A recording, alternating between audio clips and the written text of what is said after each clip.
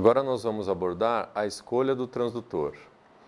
O transdutor padrão da maioria das máquinas é o transdutor curvilíneo ou convexo.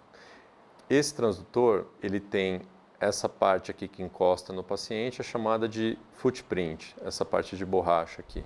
E então ele é dado o nome de transdutor convexo por conta dessa convexidade. Esse transdutor produz uma onda de maior comprimento, portanto de menor frequência, e ele é adequado para variação de estruturas de profundidade maior, por exemplo, o abdômen. Entretanto, ele produz imagens com uma nitidez um pouco menor. Ao passo que esse outro transdutor, que é outro transdutor que vem na maioria das máquinas, chamado transdutor linear, observe aqui que o footprint dele é reto e por isso que ele é chamado de transdutor linear. Ele produz uma onda sonora com comprimentos menores e, portanto, maiores frequências, e ele é adequado para avaliação de superfície, de estruturas mais superficiais. Então, aqui nós temos um exemplo de a veia jugular interna, carótida. Então, são estruturas que estão mais próximas da pele. A gente consegue observar com maior detalhamento as estruturas anatômicas adjacentes aqui à pele, próximas da pele. E por ele ter um comprimento de onda menor, ele perde energia, a energia se dissipa muito rapidamente nos planos mais profundos. Então, ele não é adequado para avaliação de estruturas profundas, e sim de estruturas superficiais. Outra característica fundamental da ultrassonografia é a padronização da imagem. Como é que a gente, então, padroniza a imagem para ela ficar sempre igual na tela? Todo aparelho de ultrassom, ele possui na tela um marcador, que, via de regra, fica do lado esquerdo aqui da tela. E esse lado, então, da tela corresponde a um dos lados do transdutor ou da sonda. E existe uma marca que é padronizada diferentemente em cada fabricante. E a gente sabe, então, que essa porção lateral aqui desta sonda, desse transdutor, corresponde a esse lado da tela. Isso aqui é como se fosse o início do transdutor encostando na pele. Então, o footprint está aqui. Essas estruturas estão mais adjacentes ao transdutor, estão mais próximas da pele. E essas estruturas estão mais profundas da pele, ok? Então, essa é a padronização mais simples, mais básica a respeito da ultrassonografia.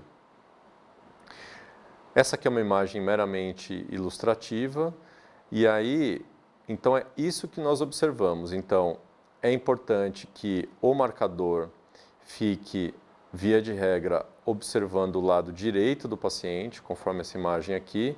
Então, aqui é o lado direito do paciente, aqui é o lado esquerdo, quando estamos fazendo uma avaliação ultrassonográfica transversal da anatomia do paciente, tá certo? Então, lado direito, lado esquerdo. Ao movimentarmos o transdutor em sentido cranial, ou seja, o marcador está agora apontando para a cabeça do paciente, vai haver uma alteração da imagem. Então, aqui agora vai virar o lado cefálico da imagem e aqui o lado caudal, ok? Outra característica fundamental da ultrassonografia é a ecogenicidade. A ecogenicidade é uma característica que toda estrutura anatômica tem de, ao receber som, ao ser ensonada, produzir ou não eco. Estruturas anecoicas, como por exemplo os vasos aqui representados pela jugular e a artéria carótida, eles praticamente não produzem eco ou produzem muito pouco eco. Isso porque as estruturas que são ricas em líquido, os líquidos de forma geral, a água, o sangue e assim por diante, alguns derrames cavitários, eles conduzem o som de forma muito efetiva e por isso geram muito pouco eco. O software do aparelho interpreta a ausência de eco ou a estruturas que produzem muito pouco eco como estruturas escuras, estruturas mais próximas do preto. No extremo oposto, estruturas que são hiperecóicas são aquelas estruturas que produzem muito eco. Então, por exemplo, interfaces. Se eu tenho uma interface ar líquido, sólido líquido, essas interfaces geralmente produzem bastante eco e são tidas como estruturas hiperecóicas.